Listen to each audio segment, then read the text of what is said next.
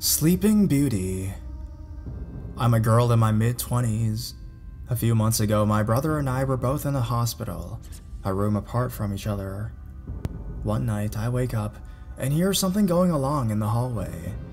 I can't see very far out the door, but I hear a woman's voice saying, "Oh, Sleeping Beauty," accompanied by the familiar sound of feet shuffling down the hallway. I find this a little strange, but don't think much more about it, and I fall back asleep. The next day, I visit my brother in his room, and he starts telling our parents a story. The night before, he woke up too. He woke up to the sound of a woman's voice saying, "Oh, Sleeping Beauty, such a lovely Sleeping Beauty. Oh, so pretty, you look just like Sleeping Beauty."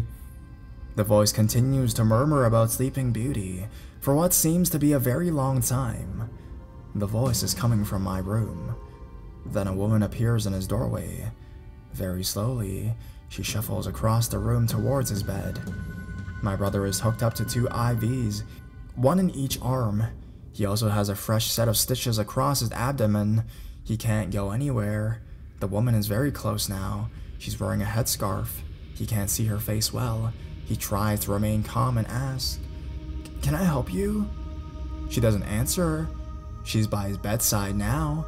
Then she lunges past his head and begins pawing at the package of compression socks on the table behind him.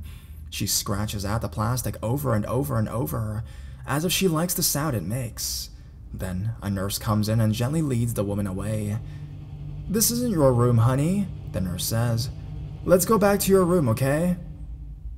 I'm so glad I did not wake up any earlier than I did that night. The best and worst part is that although my brother was discharged a day or 2 later, I was there for another week. Every night, I wondered if I would wake up to find her hovering over me again, cooing, or what a lovely Sleeping Beauty I was.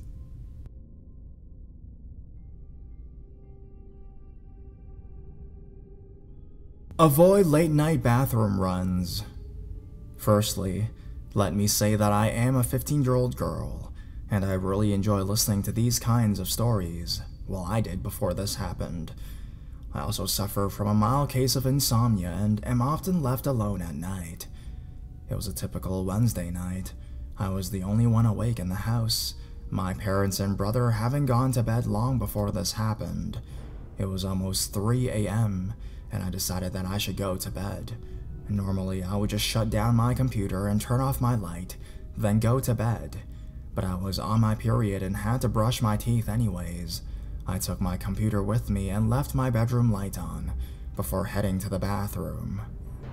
The bathroom is across from my bedroom, and in between the two is my brother's room, our shared laundry basket, the main entrance and front door, and a small window that started about mid-thigh level. I'm 5'8", and went all the way up to the ceiling. I turned on the hallway light because I'm always worried that I'm going to trip over the laundry basket and wake up my brother if he heard the sound of my body crashing to the floor.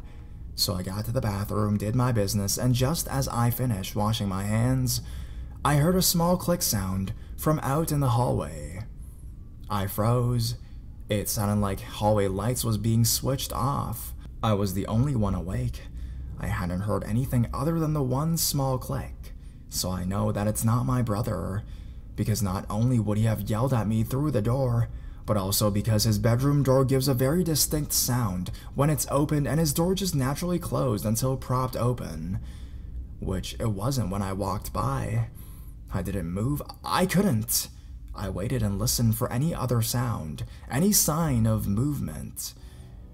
I heard nothing, so I risked moving and pressed my ear to the door. Still, I heard nothing. I tried to rationalize it as my mom having woken up and seen the light from her bedroom and came and turned it off. I eventually calmed myself down enough to open the door. Much to my relief, the hallway light was still on. I told myself that I must have imagined it. I flipped off the bathroom light and hadn't even had the chance to step off the bathroom tills when I heard small but firm taps on the hallway window. My heart leapt in my throat. and my whole body turned cold as I looked towards the window. There stood a man who was outrageously tall, as he was hunched over just to fit into view. If you've ever played the RPG The Crooked Man, he looked just like the monster from the game. He also had the most unsettling smile on his face that said, "I can get to you if I want." We stared at each other for a while. It felt like hours before he lifted his hand to his mouth. He made the shh motion and then pointed to my front door. I chanced a small glance at it and the deadbolt was unlocked. That must have been the small click I heard. My dad always makes sure the lock and deadbolt are secure before he goes to bed. My heart must have blocked my screams because I couldn't get any out. I was so scared. He laughed a laugh that sounded like a manly witch cackle and then left, triggering the motion sensor lights in the driveway. That's when I realized just how long he had been standing out there, because it takes a very long time for them to turn off once they have been activated. I finally found my voice and screamed at the top of my lungs. I ran into my parents' room and they were staring at me with wide, confused, slightly angry eyes. I tried to tell them what happened, but I couldn't get anything through my sobs. They must have put two and two together. My dad jumped up and ran off to my room, probably thinking that someone was in there, and my mom called the police. I don't know how long it took the police to get to my house, but it felt like a long time. I gave the police my statement. They haven't found him yet. It's been weeks. I have a large half-circle window in my room that can't be covered efficiently. I keep thinking that he's out there watching me. My dad checks for me every night before bed, but he hasn't found anything yet. But I dread the day that he does. So, man from outside my window, let's not meet.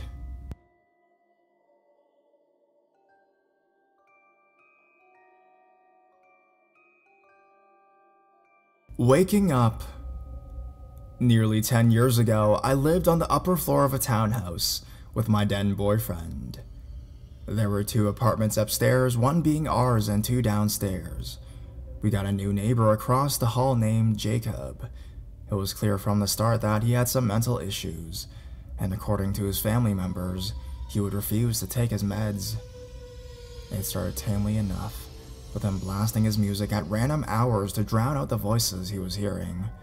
Eventually, though, he would accost my boyfriend and I in the hallways and make it hard to pass.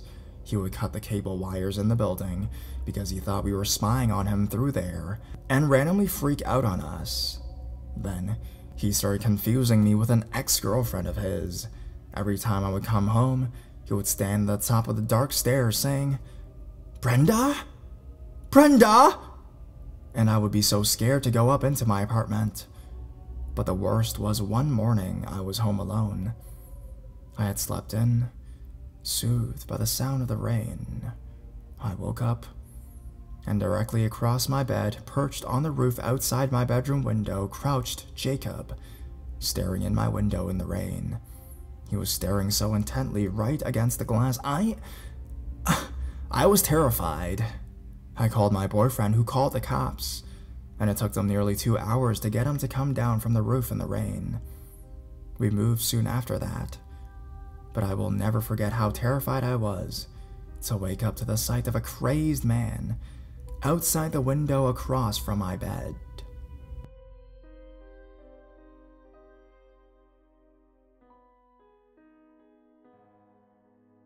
Waking up to a stranger over you. This happened last night and thus far been the creepiest experience of my life, and I have quite a few. Last night, I got a frantic call from my brother asking me to sleep over because he had to rush his girlfriend to the hospital, but their kid was already sleeping and they didn't want to alert her. This was around 9 p.m. at night, and I was half asleep, but went over because they were in a crunch.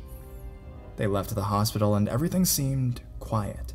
I double bolted the door and started to kind of fall asleep, until I heard a guitar solo from underneath the window in the living room. I was sleeping on the couch. I can't sleep at this point and slammed the window shut. leaving the room to get incredibly hot since the air conditioner was broken. The guitar solo stops. I wait a bit and open the window. The guitar solo begins again. I close the windows. Stops. Open the window. Begins again. At this point, I close the window and take my chances with the fact that the room is slowly turning into a boiler, and my skin was making its own blanket of sweat. I start to finally get to sleep. It's 1 a.m. at this point, and when boom, loud country music starts playing, it's not just any country music. It sounds like the kind you would hear in a horror movie at some local gas station in the middle of nowhere before things start to go downhill. I again wake up and wait until it stops at 2 a.m. I finally sleep. I wake up to hear the doorknob jiggle and think my brother and his fiancée got home, so I went back to sleep. I wake up out of nowhere with this feeling of panic and look above me to see a man standing there staring down at me. He's a big guy and looks very out of it. I was disoriented from sleeping and didn't think clearly, so I sat up on the couch and asked who he was. In response, got 2 different names, and then his actual name. It was the landlord my brother often tells me horror stories about, and from what I gather, he doesn't completely seem to be mentally there. He was also very drunk. I asked him to please leave, but he kept mentioning that he was very drunk and to please not tell anyone. He didn't think anyone was home, which can't be true. He was aware of my shutting and opening the window and saw me walk into the house in the dark. But I couldn't make him out because it was pitch dark. I calmly kept telling him to leave while clutching my phone like it was going to act as a weapon. I explained that the kid was sleeping and he had to leave because he was being loud. Somehow this finally scared him away, and he left, but I didn't know how he got in or how he left, until I realized there was a door to his apartment down the steps. I wasn't familiar with my brother's house, and I couldn't even call the police with an address. I called my brother and begged him to come home, while I waited at the door with a butcher knife. Then it hit me.